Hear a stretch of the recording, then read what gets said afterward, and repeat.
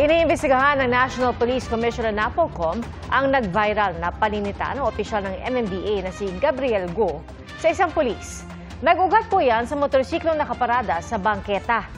Saksi, si Mark Salazar.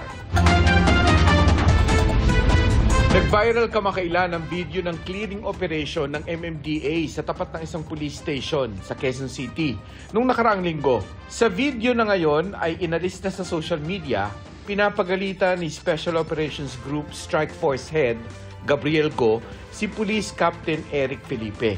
Dahil sa mga motorsiklong nakaparada sa bangketa, humingi ng paumanhin si Felipe sa kanya pero hindi raw nagustuhan ni Go ang approach ng pulis.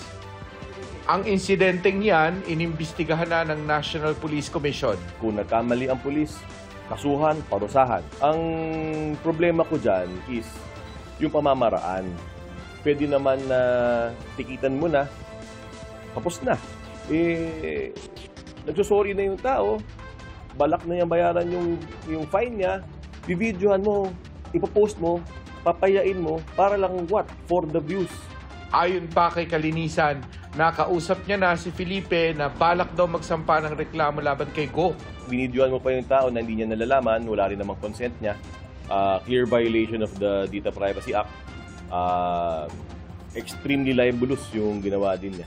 So, I cannot fault si Captain Felipe. It's well within his right to file a case. He feels aggrieved and actually I feel for him. Nakausap na rin niya si Go at pinayuhang humingi ng paumanhin kaugnay sa insidente. Sabi niya,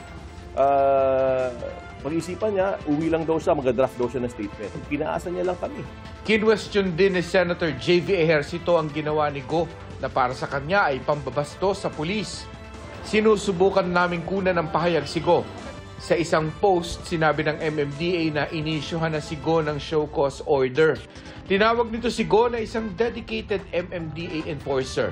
Pero kung nagkamali, dadaan ito sa due process at papanagutin ayon sa batas.